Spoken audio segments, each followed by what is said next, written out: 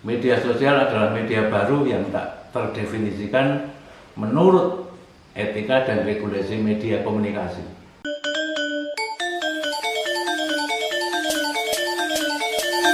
Bergas TV, Colors of Jogja.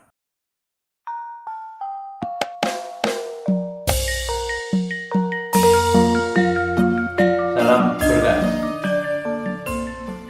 Sebagian orang berpendapat saat ini sedang terjadi revolusi informasi. Realitas ini tampaknya mengejutkan sekaligus juga mengganggu khalayak. Lahirnya new media adalah bukti nyata.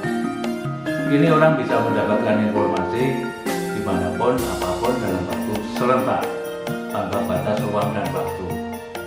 Revolusi informasi itu pada kenyataannya bukan yang pertama. Sepanjang sejarah peradaban manusia, telah terjadi 8 transformasi penting dalam komunikasi yang dampaknya tak kalah besar dibanding transformasi yang saat ini sedang terjadi. Sebut saja ketika komunikasi manusia pertama dilakukan demi menjangkau pihak lain tanpa melalui komunikasi tatap muka. Kala itu ditemukan lukisan gua pada tarikh 1500 sebelum Masehi. Waduh, balenibi. Jangan lupa jika pada sajian berikut Anda suka, tolong bantu kami untuk like dan subscribe ya. Kala itu ditemukan lukisan gua pada tarikh 15.000 sebelum Masehi di Altamira, Spanyol dan Lascaux, Prancis. Disusul kemudian dengan munculnya bahasa lisan sekitar 6.000 sebelum Masehi, dilanjutkan dengan kata-kata tertulis sebagai terobosan ketika pada abad 5000 sebelum Masehi. Transformasi selanjutnya adalah ditemukannya mesin cetak oleh Johannes Gutenberg sebagai transformasi yang merambah Eropa pada abad 15. Ketika Gutenberg mengembangkan mesin cetak pada era 1450, diperlukan waktu setahun untuk menggandakan satu Alkitab di Eropa. Namun berkat penemuan Gutenberg itu, dalam setahun penuh produksi pertamanya, mesin cetak Gutenberg mampu menggandakan 1.800 Alkitab. Mesin cetak mewariskan perubahan, pencerahan, dan reformasi di Eropa pada kala itu. Setelah mesin cetak yang mengubah komunikasi manusia di dunia, lahirlah telegraf yang dikembangkan oleh John Morse pada 1844. Kemudian berturut-turut transformasi komunikasi terus terjadi. Radio, siaran televisi, televisi kabel, dan sekarang internet. Inilah perubahan yang sangat dahsyat saat ini kita sedang mengalami. Masyarakat planet bumi sudah terhubung saat ini dengan jaringan internet. Tak ada lagi yang terputus. Mereka bisa berada di mana-mana, meski tidak perlu harus pergi secara fisik kemanapun. Mereka bisa mendapatkan apa saja dari satu tempat hanya dengan mengandalkan alat yang terhubung dalam internet untuk menjangkau seluruh dunia. Bahkan itu bisa dilakukan dengan mudah. Perkembangan teknologi saat ini tak pelak juga mengguncang institusi produsen informasi, yakni media pers.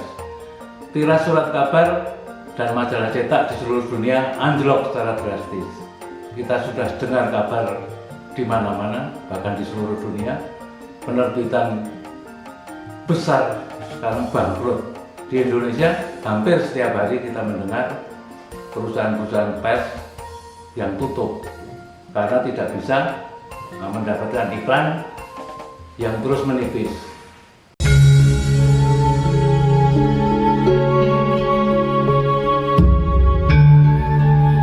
Berita tentang ditutupnya kantor surat kabar itu tidak lagi asing, meski sekarang terus melahirkan tanda tanya, kok ini bisa terjadi, kenapa ya?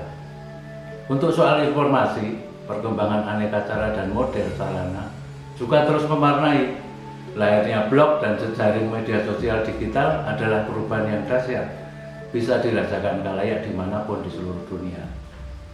Lalu pertanyaan yang paling pokok adalah di mana sebetulnya posisi khalayak dalam menyikapi informasi saat ini?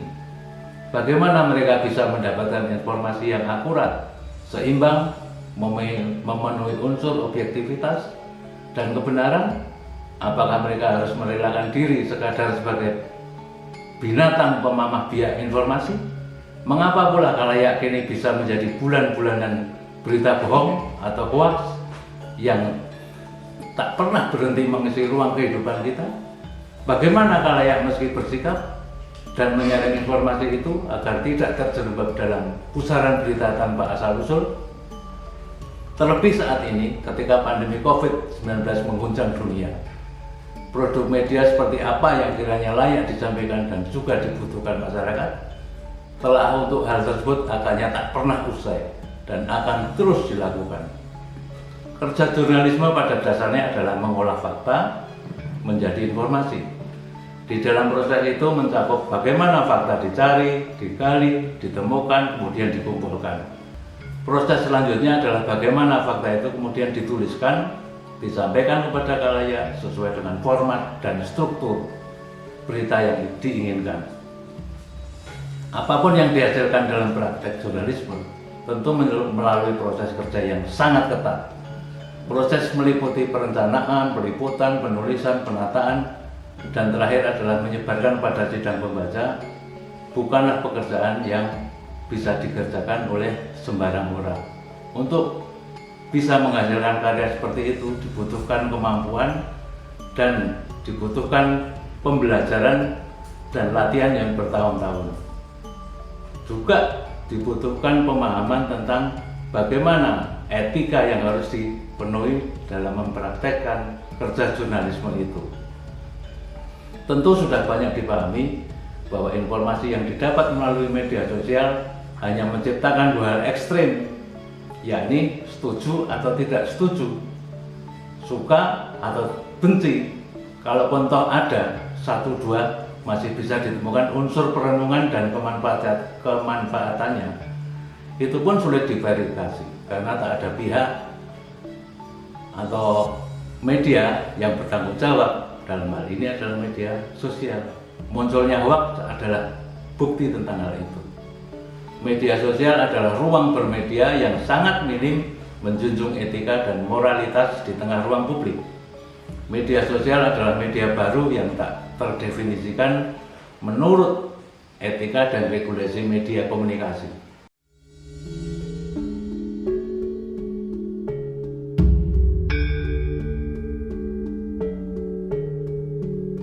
Media sosial memang bukan media jurnalisme yang terikat dalam disiplin besi kaidah keseimbangan antar pihak dan pengecekan demi akurasi. Informasi pada media sosial tidak bisa menjelaskan perangkat norma jurnalistik. Media sosial bisa menjadi ajang sampah kalau tidak standar. Waduh, baleni. Kalau tidak ada standar prosedur sebelum memajang ke publik. Media sosial hanya sebuah bentuk yang digunakan untuk menyampaikan informasi, namun tidak mendikte sifat dasar konten yang disampaikan. Informasi melalui medsos seiring dengan merebaknya pandemi COVID-19 saat ini, setidaknya setahun terakhir, telah menguasai ruang publik. Ada yang menerima dengan kritis, ada yang mengabaikan, ada pula yang menjadikan informasi medsos itu justru sebagai rujukan. Padahal seperti telah dijadikan kredo dalam komunikasi, hanya produk jurnalisme yang dihasilkan organisasi berita yang layak diberi kepercayaan. Lantas, bagaimana sikap yang harus dimiliki oleh khalayak sebagai individu dalam menyikapi kenyataan ini? Jawabnya adalah harus tetap menjaga sikap kritis dalam menyikapi setiap informasi yang didapatkannya. Langkah itu merupakan suatu keniscayaan. Kekritisan bisa lahir jika setiap individu penerima informasi selalu aktif dan cerdas memproduksi pengetahuan untuk dirinya. Gunanya agar bisa lebih cerdas, agar bisa lebih jelas, cerdas dan selalu membangun rasionalitas dalam memaknai informasi apapun. Dengan demikian, khalayak tidak akan terombang-ambing oleh gelombang informasi yang tidak betul, fake news, hoax, jadi-jadian, atau berita-berita yang tidak berdasar dan pada akhirnya hanya akan melahirkan gelombang pembelahan masyarakat seperti yang sudah terjadi di Indonesia saat ini. Beberapa waktu yang lalu sudah terjadi pembelahan masyarakat karena pengaruh media sosial itu. Di negara Amerika juga terjadi hal semacam itu. Nah, sekarang unsur yang paling penting harus dikedepankan dalam menyikapi media sosial adalah bersikaplah kritis, mencerna setiap informasi itu sebelum kita bersikap, untuk supaya tidak terjerembab ke dalam lubang keyakinan bahwa berita yang sebetulnya tipu-tipu, berita yang tidak benar itu adalah berita bohong. Terima kasih, kita berjumpa di lain topik. Salam berkas.